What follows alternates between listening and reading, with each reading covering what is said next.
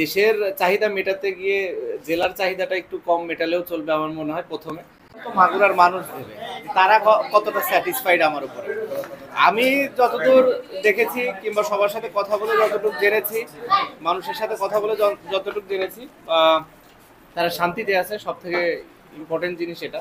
আর যেহেতু মাত্র শুরু হলো, আপনি বললেন 4 মাস, তো আমার তো কাজ অনেক বাকি, অনেক কাজ করার আছে। বাট যেটা হচ্ছে, প্রথমে মাগুরার মানুষ কি চায়? শান্তি। এরপরে চাবে চিকিৎসা, শিক্ষা। তো চিকিৎসা ক্ষেত্রেও আমি একটু চেষ্টা করা শুরু করেছি, বেসরকারিভাবে কিছু ফান্ড আমি আনার চেষ্টা করেছি। আপনারা এখন হয়তো গেলে দেখতে পাবেন কিছু ফ্যান ট্যান অলরেডি লাগানো হয়ে গিয়েছে, পানির ট্যাঙ্কি থেকে শুরু করে। এরপরে এখানে ক্লিনিংটা হবে। আমার একটা টিম যারা ঝিনাইদহ বা মেডিকেল কলেজও পর্যবেক্ষণ করে এসেছে, ওইটার আদলে ওইটার নাকি অনেক সুন্দর।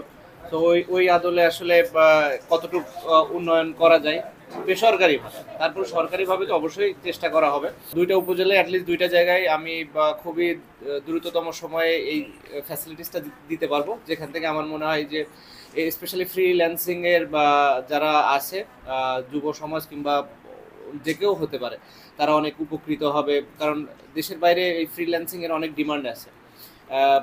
এখান থেকে আপনি বিএমডাব্লিউ, মার্সিডিজ থেকে শুরু করে বিভিন্ন পর্যায়ের গাড়ি আপনি ডিজাইন করতে পারবেন। আমি জাস্ট একটা উদাহরণ দিচ্ছি, এরকম বিভিন্ন রকম কাজ আছে যেটা করে সবাই স্বাবলম্বী হওয়া সম্ভব।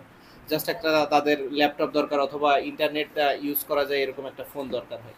তো আমার মনে হয় এটা একটা ভালো দিক হবে, এবং পর্যায়ক্রমে যা যা বলেছি আমি সর্বোচ্চই করার চেষ্টা করব। আমাদের মাগুরার যে অর্থনৈতিক অঞ্চল এবং মাগুরা মেডিকেলের যে প্রকল্প, এটা এখানে এখনো ওঠে নাই।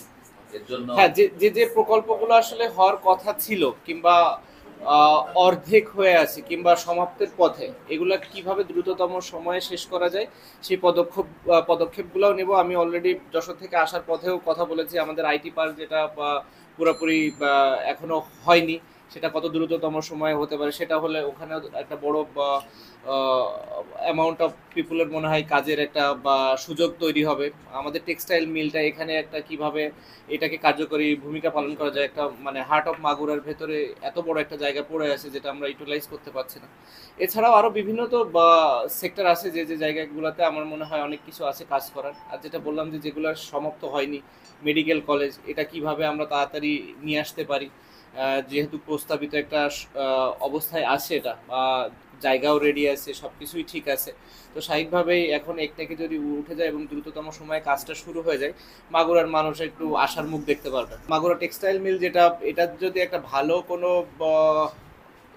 ক্ষেত্র তৈরি হয়, আমি জানি না, কোনো বড় একটা কোম্পানি কেউ একজন যদি নিতে পারে, স্বাভাবিকভাবে এখানে আরো 2-3 হাজার লোকের কর্মসংস্থান হতে পারে। আমার মনে হয় এটা হলে মাগুরার অর্ধেকের বেশি ইনফ্যাক্ট বেকারত্ব সমস্যা দূর হয়ে যেতে পারে। সো এই দুইটা জায়গা যদি নিয়ে তাড়াতাড়ি কাজ করতে পারি, আমার মনে হয় তাহলে বেকারত্ব সমস্যাটা অনেক দূর হবে, যেটা আমার মনে হয় মাগুরার একটা বড় উন্নয়নের পেছনে বাধা।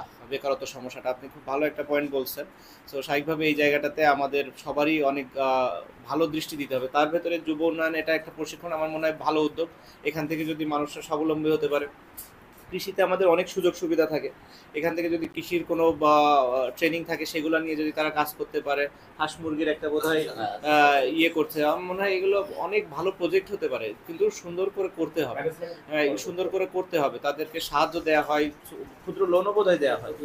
তো স্বাভাবিকভাবে সরকারের কিন্তু সব ধরনের কি বলবো, যে উদ্যোগ আছে, সরকারের সব ধরনের উদ্যোগই নেওয়া আছে। এটা সুন্দর করে আসলে পরিচালনা করাটা আমাদের জন্য ইম্পর্টেন্ট, এবং যারা এই ট্রেনিংটা নেবে তাদেরও আন্তরিকতার সাথে এই জিনিসটা আসলে করা উচিত। যে শুধু ট্রেনিং নেওয়ার জন্য ট্রেনিং নিলাম সেটা না, আসলে তার যদি আসলেই মন চায়, তার যদি মনে হয় যে সে কৃষিতে আসলে কাজ করতে পারবে, কিংবা সে বিউটিফিকেশনে কাজ করতে পারবে, কিংবা আরো দুটো, হ্যাঁ, যে এই যার যেটাতে ইন্টারেস্ট আছে, তারা যদি আসলে ওইগুলো নিয়ে কাজ করে, আমার মনে হয় যে আমাদের জন্য অনেক ভালো হবে। যেহেতু মাগুরা একটা কৃষি প্রধান এরিয়া, কৃষিতে আমরা ফোকাস করলে খুব বেশি একটা সমস্যা আছে বলে মনে করি না। আমরা কৃষি দিয়ে অনেক দূরে এগিয়ে যেতে পারি।